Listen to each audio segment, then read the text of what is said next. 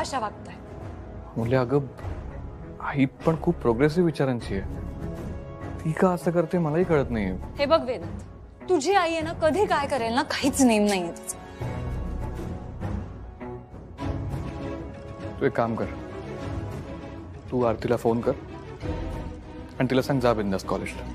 अरे मी ताईला कॉल केला तर मी तुझ्या फॅमिली मॅटर्स मध्ये नाक खूप असते असं म्हणून नूतन काकू बाऊ करतील.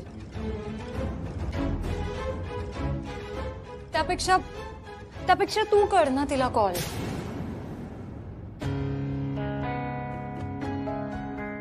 अगं पण मग माझं आणि आईचं भांडण होईल. ठीक आहे, मग मीच कॉल करते नूतन काकूंना, म्हणजे आणखी मोठा इश्यू. किंवा मी एक काम करते ना, संध्याकाळी तुझ्या घरीच जाते आणि त्यांना बोलते. नाही, ऍक्च्युअली भांडते त्यांच्याशी.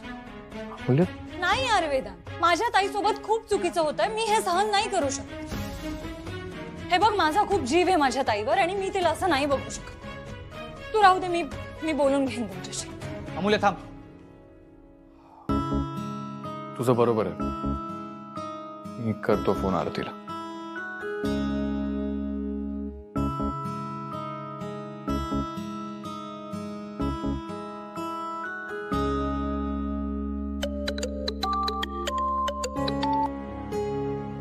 हॅलो.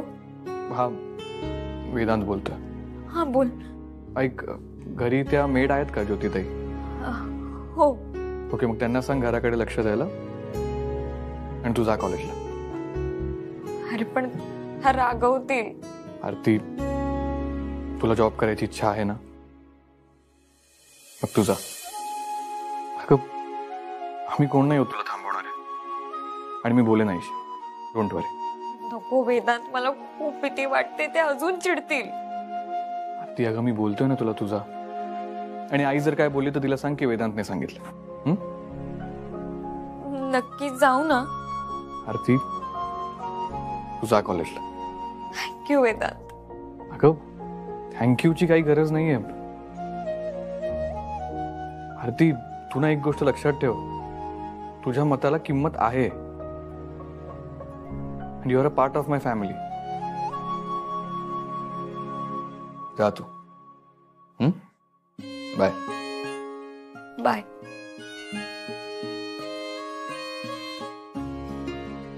And don't worry, करेन मी सगळं मॅनेज.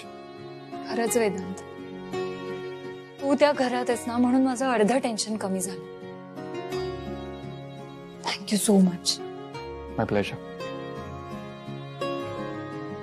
आणि काय का अमूल्य, मला एक गोष्ट सांग, तू अशी एकदम खमकी आहेस, मग आरती अशी काय?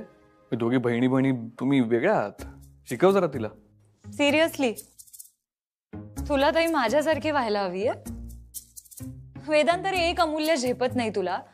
ताई जर माझ्यासारखी झाली तर तुझं सोड, तुझ्या आईचं कसं होईल?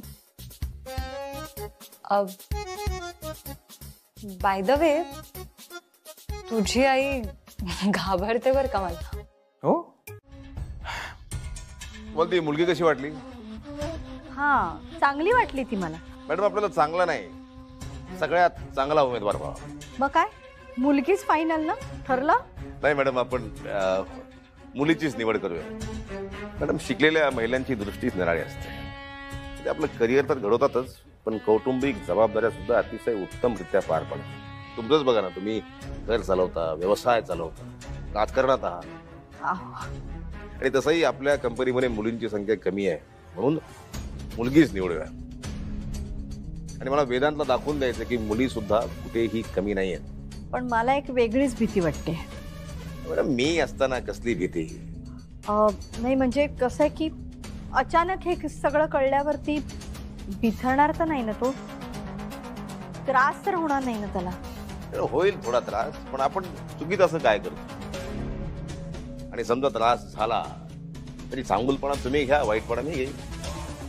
बरं, मग कधी सांगूया? बोर्ड मीटिंग मध्ये.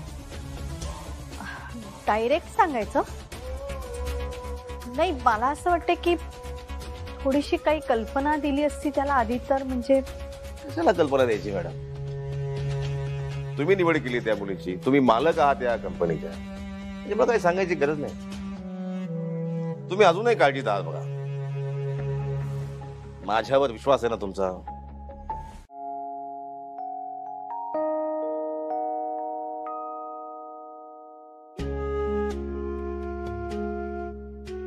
काय हो,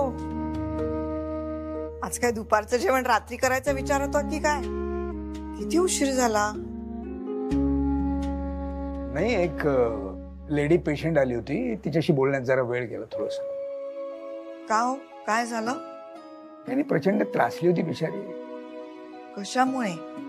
तिला मूल होत नाही म्हणून तिच्या सासरचे छळ करतात, तिचा शारीरिक सुद्धा आणि मानसिक सुद्धा. बाई, काय ते म्हणे सतत वांजोट म्हणून हिणवतात तिला. नाही म्हणून मी काय म्हणत असतो ना, जग नैतिकदृष्ट्या हल्ली अधोगतीलाच चाललेलं आहे. सुशिक्षित लोक सुद्धा असं वागतात, त्याचं आश्चर्य वाटतं मला. अतिशय भयानक अवस्थेत होती पोरगी. तिची एकंदर अवस्था बघून, तिचं बोलणं ऐकून असं वाटत होतं की तिचा जीव द्यायला सुद्धा मागे पुढे बघणार नाही. बापरे. म्हणून जरा समजूत काढली त्या मुलीची. बरं झालं. बिचारीचा त्रासलेला चेहरा अजूनही डोळ्यासमोर जात नाहीये माझ्या. खूप खूप निर्दयी आहे तिचे सासरचे. असं काही ऐकलं ना की मला बाई आपल्या आरतीची काळजी वाटते. ती काही बोलत नाही ना, त्यामुळे. आणि त्यात नूतन ताई, त्या कधी कशा वागतील काही सांगता येत नाही.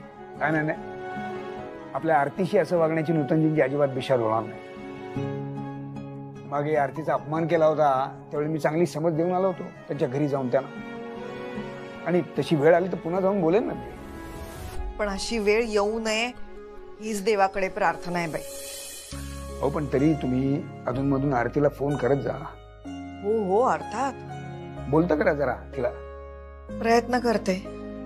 आणि काय, तिच्यासाठी आता ते घर नवीन आहे, घरातली माणसं नवीन आहेत, सगळ्यांची ओळख होईपर्यंत थोडा वेळ जाणार. मी अमूल्याला सुद्धा सांगणार आहे, 2 दिवसात एकदा आरतीला फोन कर, बोल तिच्याशी. आरतीला असं अजिबात वाटतं कामा नये कन्यादान करून यांनी माझी पाठवणी केली म्हणजे आता घरचे विसरले आपल्याला, असं होता कामा नये. मी करते आजच तिला फोन. आणि मला असं वाटतं एकदा का अमूल्य आणि वेदांचं लग्न झालं, अमूल्या त्या घरात गेली ना की आपली आरतीची काळजीही मिटेल. दोघी एकमेकींना नीट सांभाळून घेतील. हो, ते आहेच मला. बर, तुम्ही हातपाय धुवून घ्या, मी जेवायला वाढते. हो.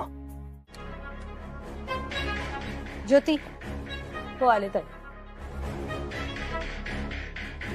माझ्यासाठी कॉफी कर. हो. प्रथम तू नको, आरतीला सांग. आरती वहिनी घरी नाहीत. का? कुठे गेलीये? कॉलेजला गेलेत.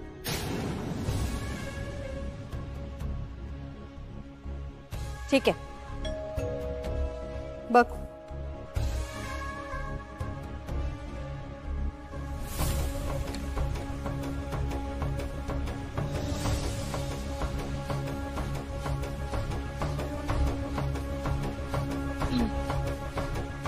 तू कॉफी आण जा.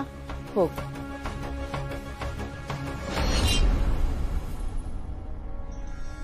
काय झालं?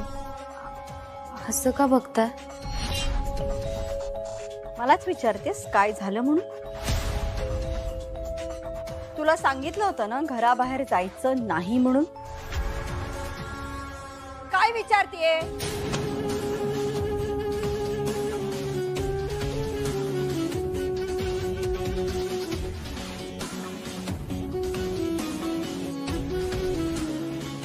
तुला सांगितलं होतं ना बाहेर जायचं नाही, तरी सुद्धा गेलीस.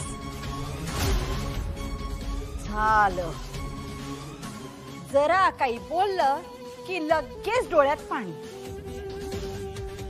इतकं वाईट वाटतंय ना, मग वागायचं कशाला असं?